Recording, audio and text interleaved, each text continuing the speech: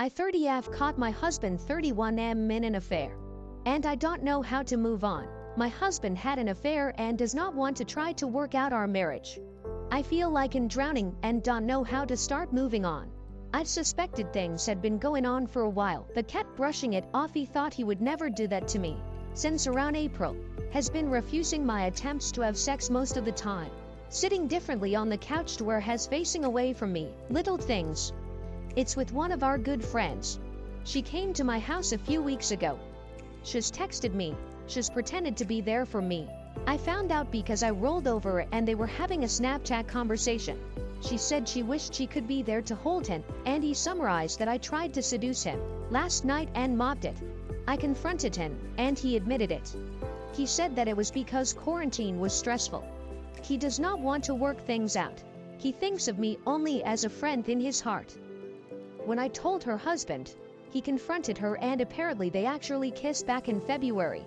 I think at that moment, I was never going to be enough for him.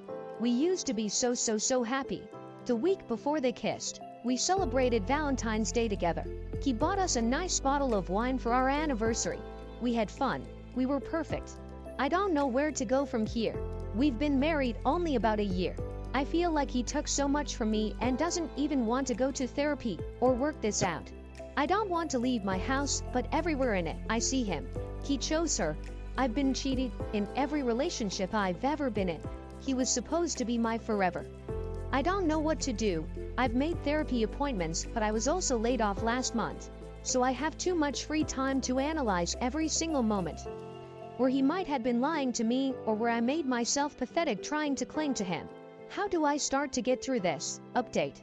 I had one conversation with my husband since everything happened at be his chose. It lasted maybe 5 minutes and was like talking to a robot. I know from others that he cries to people about how he ruined his life, but I have never once gotten an apology or the same show of regret. At this point, I don't care. I know him and the other woman are still seeing each other and frankly, they deserve each other. Good for them. While I still feel angry occasionally, I no longer mourn what I once had. Instead, I'm so excited for the life I now get to live. I moved to a small walkable city and gave myself my dream apartment. It makes me so happy to see how I've decorated it, and to just live in a cozy place instead of our old dreary house. I was the breadwinner in our marriage, and he would make me feel awful about wanting to pay for nice meals or do fun things. Since moving here, I've done a ton of foodie fun stuff and don't feel guilty. It's so refreshing. I have dipped my toe into the dating pool again and had plenty of mediocre dates from dating apps. Recently, I found someone who I've really clicked with and am enjoying how appreciated and desired he's made me feel. It's definitely early and we're moving slow, but overall, dating has made me realize that I'm a catch who doesn't have to settle. Therapy has done wonders and I'm so happy I immediately dove into it. My therapist is proud of me. I'm proud of me. I've stopped looking at being divorced as a failure. He failed, not me. I'm genuinely happy and excited to wake up each morning and no longer feel like this terrible weight is sitting on my chest. The holidays were surprisingly easy and I found myself so happy to spend time with my family without having to compromise anything. So all in all, life is good and there's so much of it ahead. Looking back, I can't believe I wasted so much time thinking about how I could get him to come home. I've made my own home and my own happiness, and that is worth so much more. My ex tried to cheat. It didn't work out for him though. After some time, my ex would sleep with his phone in his pocket. Weird red flag, but I never said anything. When I noticed he wouldn't even pull up his phone in front of me, I knew something was up. One night, it slipped out of his sweats and I woke up with it near my legs. I was just going to put it on the charger honestly, but I saw he had a bunch of notifications and messages from a dating app. Man, I wanted to slap him awake, but I didn't. So I created a profile using a friend of mine's pictures that he never met and I had her approval. She was his type 100% and I knew he loved blue eyes. So when we matched like I knew we would, we got to chatting. We talked for about a week before I suggested meeting up. Flirting, sexual stuff. He told me that he was single and lived with a friend. So I suggested him paying for a hotel room so we could fuck. He said he would. We picked a spot. Mind you, I paid for everything because he was unemployed after losing his job. He drained my savings account over the year with manipulation. We're family. We take care of each other when we're in tough spots, he would say whenever I told him I didn't have extra money. I paid my student loans, all bills of a one-bedroom, and the food. This boy had the balls to ask me for money in person.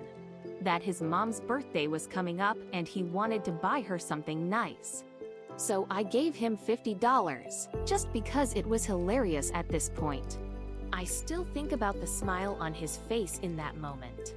That weekend he left, said he was going to his mom's and that he'd probably stay the night. I kissed him goodbye and told him to have a great time. Then I packed all of his stuff and left it outside. I live in a city, so it went fast. Got the locks changed. He messaged me a few times on the app. I told him I was running late because I wanted to look perfect, but I was coming and so sorry. My friend also sent me some sexy pictures to send him that didn't fully include her face. She's a real one. I even talked him into jerking off and sending me a video. Then after making him sit until about 1 in the morning, I messaged him on the dating app a picture of his belongings being rummaged through by a homeless man, and to enjoy his stay in a hotel. As soon as my phone rang, I blocked his number and went to bed. He was outside of my door the Monday I came home from work. Ugly, crying, begging, telling me he was homeless and had nowhere to go. When I wasn't having it, he got angry per usual. Once he started grabbing and trying to get into my apartment, I called the police. Filed a restraining order because he did threaten my life and my pets for putting him out. Found out he ended up moving a few hours away where his only family is and has a job. Hopefully he learned something. My wife is out getting laid right now. Never thought I'd be here, but yet here I am. This weekend my wife 38F and our daughter 13F went to visit her mom. I couldn't go because I couldn't get the time off work, and we decided it would just be a girls' weekend for them. I'm a firefighter in a large southern city and I'm on a call and gearing up. When our dispatcher calls to tell me that there is some emergency, I'm not really needed on the work call, so I get my cell phone and find a bunch of texts from my kid and a couple from a number I don't have in my phone.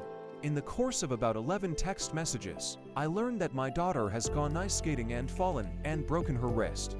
She's in the emergency room, but cannot get treatment because no one can find my wife.